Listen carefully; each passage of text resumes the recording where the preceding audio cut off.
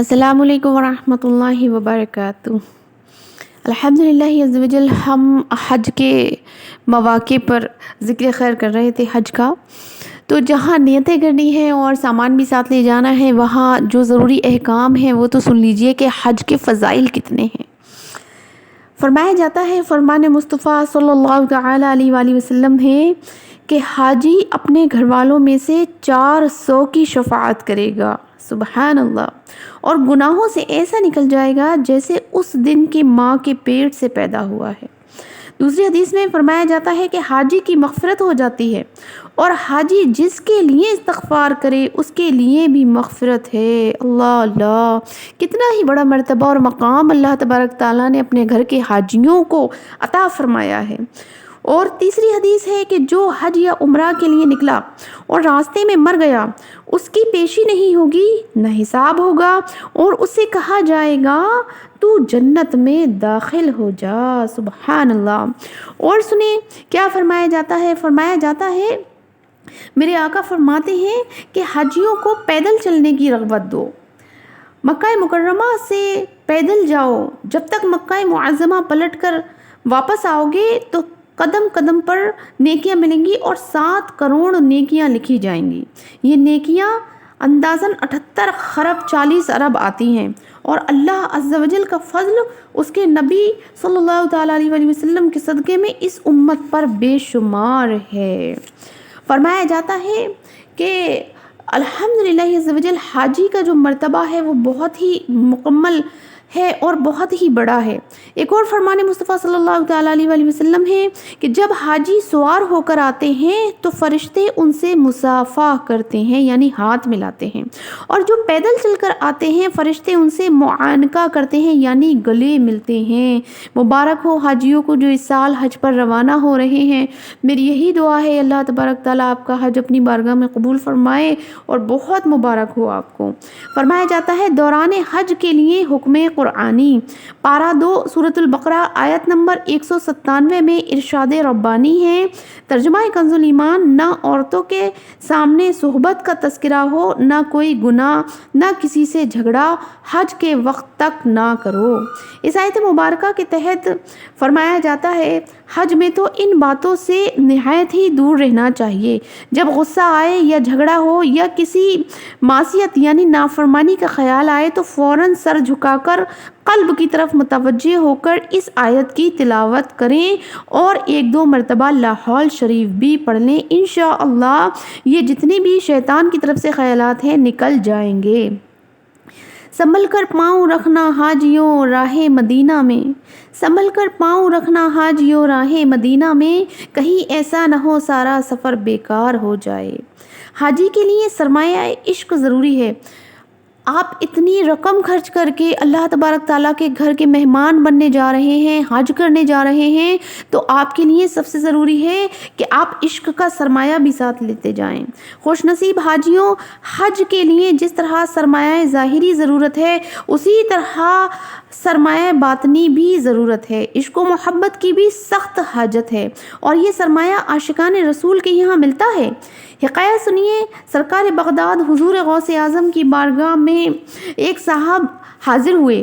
غوث پاک نے حاضرین سے فرمایا، یہ ابھی ابھی بیت المقدس سے 1 قدم میں آئے ہیں تاکہ مجھ سے آداب عشق سیکھے۔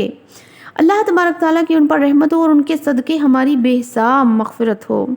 کسی عاشق رسول سے نسبت قائم کر لیجئے، سبحان اللہ عز و جل، ایک باکرامت ولی سرمایہ عشق کے حصول کی خاطر اپنے سے بڑی ولی کی بارگاہ میں حاضری دیتا ہے، پھر ہم تو کس شمار اور کس قطار میں ہیں۔ لہٰذا ہمیں بھی چاہیے کہ کسی عاشق رسول سے نسبت قائم کر کے اس سے آداب عشق سیکھیں، اور پھر سفر مدینہ، سفر مکہ اور سفر حج اختیار کریں۔ پہلے ہم سیکھیں کرینہ، پھر ملے اللہ کے نیک بندوں سے سینہ، چل پڑے اپنا سفینہ، اور پہنچ جائیں پھر ہم مکہ مدینہ انشاءاللہ عز و جل۔ اللہ تبارک تعالیٰ ہمیں بھی اپنے گھر کی حجن اور حاجی بننے کی توفیق عطا فرمائے۔ میں آپ کو حکایتیں بھی سناتی ہوں، لیکن ویڈیو زیادہ لمبی ہو جائے گی، اس وجہ سے میں آپ کو چند ہی حکایت یہاں سناتی ہوں کہ اب عاشقان رسول حاجیوں کی جذب و مستی بھری 2 عجیب و غریب حکایت میں آپ کو سناتی ہوں۔ نمبر 1، پر اسرار حاجی۔ حضرت سیدنا فضیل بن ایاز رحمۃ اللہ تعالی علیہ فرماتے ہیں، میدان عرفات میں حجاج مشغول دعا تھے، میری نظر ایک نوجوان پر پڑی جو سر جھکائے شرمسار کھڑا تھا۔ میں نے کہا، اے نوجوان، تو بھی دعا کر۔ وہ بولا، مجھے تو اس بات کا ڈر لگ رہا ہے کہ جو وقت مجھے ملا تھا شاید وہ چلا گیا ہے، اب کس منہ سے دعا کروں؟ میں نے کہا، تو بھی دعا کر تاکہ اللہ عز و جل تجھے بھی ان دعا مانگنے والوں کی برکت سے کامیاب عطا فرمائے۔ حضرت سیدنا فضیل رحمۃ اللہ تعالی علیہ فرماتے ہیں، اس نے دعا کے لیے ہاتھ اٹھانے کی کوشش کی کہ ایک دم اس پر رکت طاری ہو گئی اور ایک چیخ اس کے منہ سے نکلی اور تڑپ کر گرا اور اس کی روح کفسر انصری کو پرواز کر گئی۔ اللہ اللہ، اللہ تبارک تعالیٰ کی ان پر رحمت اور ان کے صدقے ہماری مغفرت ہو۔ کتنا ہی نیک حاجی تھا وہ۔ ایک دوسری حکایت میں آپ کو سناتی ہوں، ذبح ہونے والا حاجی۔ حضرت سیدنا ذوالنون مصری علیہ رحمۃ اللہ الکوی فرماتے ہیں کہ میں نے منی شریف میں ایک نوجوان کو آرام سے بیٹھا ہوا دیکھا جبکہ لوگ قربانیوں میں مشغول تھے۔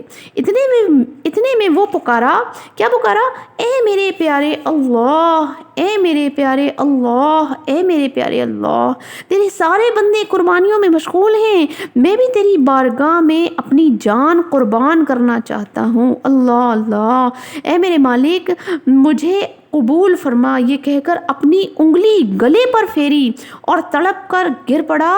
وہ کہتے ہیں، میں نے قریب جا کر دیکھا تو وہ جان دے چکا تھا۔ اللہ اللہ، کہ آپ سن کر، مجھے آپ کو بتا کر جو ہے ایسی روح کی کپ کپی طاری ہو رہی ہے کہ اللہ، ایسے بھی تیرے بندے ہیں کہ جو تیری راہ میں اپنی جان تک قربان کر دینے کو تیار ہیں۔ کیا ہی اللہ نے مرتبہ عطا فرمایا ہے انہیں۔ کاش کہ ہمیں بھی یہ جذبہ نصیب ہو جائے کہ ہم بھی فقط اللہ اور اس کے رسول کی اطاعت و فرما برداری میں لگے رہیں، اس کی عبادتوں میں لگے رہیں۔ اور تو آپ کو پتہ ہی ہے کہ میں اس دنیا کو ذلیل کہتی ہوں، یہ دنیا ذلیل و خوار ہے، بس جو بھی ہے باقی رہنے والی چیز وہ آخرت ہے اور اللہ کی رضا ہے۔ تو فرمایا جاتا ہے کہ یہ ایک جان کیا ہے اگر ہو کروڑوں، یہ ایک جان کیا ہے اگر ہو کروڑوں، تیرے نام پر سب کو وارا کروں میں بے شک۔ ایک کاش کہ تیرے نام پر میں اپنی جان کو وار دوں، ایک کاش کہ وہ دن آئے، ایک کاش وہ دن آئے کہ جب میں تیری راہ میں اپنی جان کو قربان کر دوں۔ میری دعا ہے اللہ تبارک تعالیٰ ہمیں اس مقام پر لے کے آئے کہ ہم اپنے پروردگار کے لیے اپنی جان، مال، ہر چیز قربان کریں انشاءاللہ عز و جل۔ السلام علیکم ورحمۃ اللہ وبرکاتہ۔